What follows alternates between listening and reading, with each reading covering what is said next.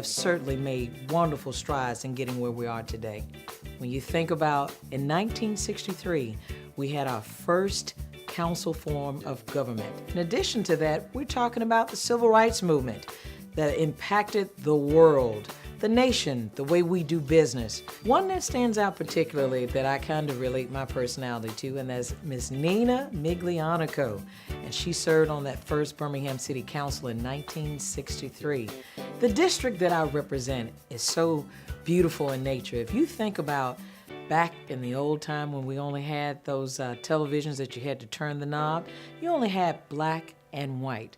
And now we have such a beautiful array of everyone in our district. I represent the Huffman, Winewood, Echo Highlands, all of that you think of for the eastern side of town.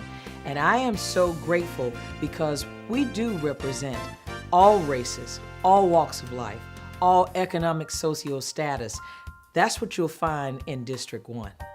When I think about the civil rights movement, the first person that comes to mind is Dr. Arthur George Gaston. One of the things that he talked about was that a part of all you earn is yours to keep.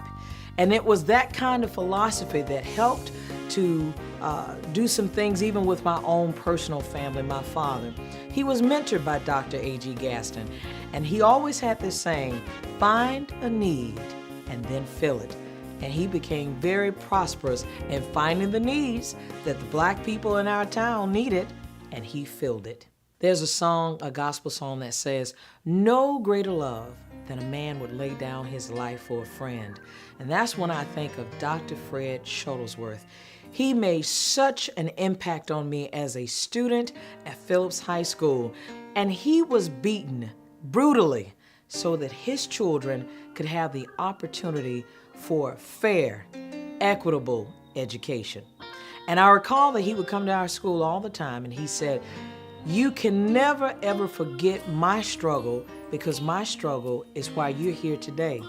Your challenge is to make sure that that's transferred from generations to come, because it's not about you, it's about we.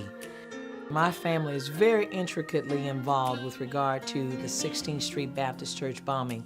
My mother's sister, which is Eunice Morris Davis, is the sister of Cynthia Wesley. To know that here I was born on 16th Street North, and just down the hill, my mother's sister was murdered as a young girl. And I believe that that's when our president, which was President Kennedy at the time, and we had all of these people that had to step out of their comfortability and say, we got to do something about Birmingham, which we knew it to be Birmingham.